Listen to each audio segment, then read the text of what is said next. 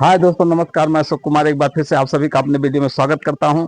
दोस्तों, दहेज ही दुल्हन है, ऐसा शब्द कहा जाता है, लेकिन दहेज ही दुल्हन है, लेकिन कोई मानता नहीं दोस्तों। हकीकत यही है समाज में कि दुल्हन तो है ही दहेज, लेकिन उसके साथ ज्यादा दहेज नहीं मिलने पर शादियां टूट जाती हैं। दोस्तों, इस तरह से नहीं होना चाहिए।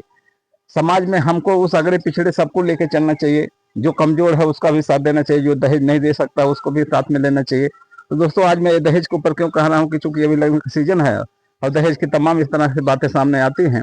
जब कोई रिश्ता तय होता है दोस्तों, तो आमने सामने वाले मतलब दोनों पक्ष का एक रिएक्शन होता है। जब लड़की लड़का का सब कुछ तय हो जाता है, उसके बाद आता है नंबर दहेज का।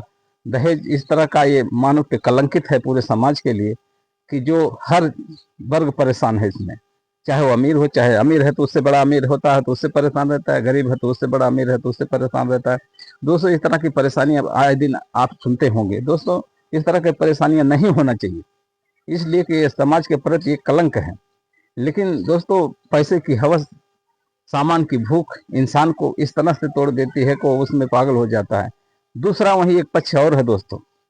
हकीकत यही है कि दिखावे के लिए जो लोग समाज में अपने आप को दिखाते हैं कि हम बहुत बड़े हैं, हमारे पास बहुत कुछ है, हम बहुत सामान दे सकते हैं, शादी बहुत अच्छी जगह कर सकते हैं। लेकिन दोस्तों, शादी सामान ले दे के नहीं होता है। रिश्ता जब तक प्यार मोहब्बत का नहीं होगा, दोनों का एक साथ मिलन इस तरह का हो कि दहेज कुछ माने ना रखे।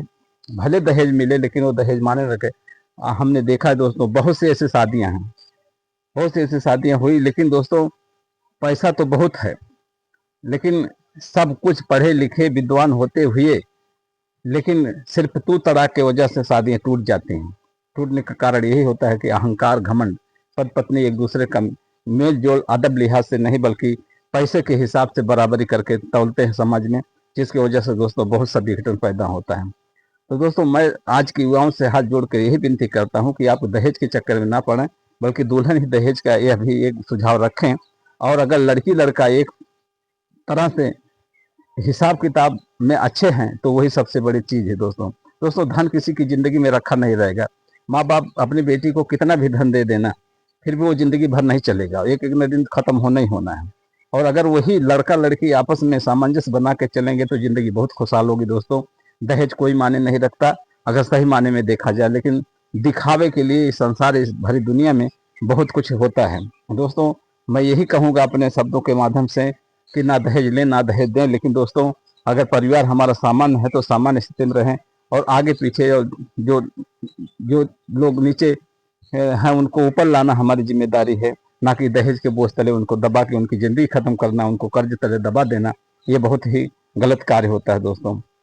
दोस्तों, दिखाव के लिए समाज में बड़े बड़े नेतागिरी होती है इस पे, लेकिन कोई खुलकर चर्चा नहीं करता, जबकि चर्चा होनी चाहिए।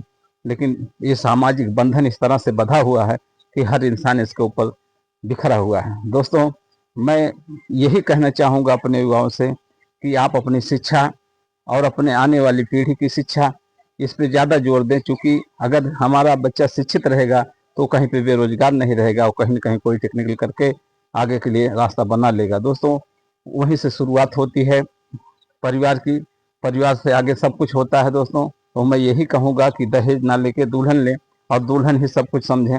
और दोस्तों, जो समाज में पिछड़ गया उनको भी आगे लाने की कृपा करें।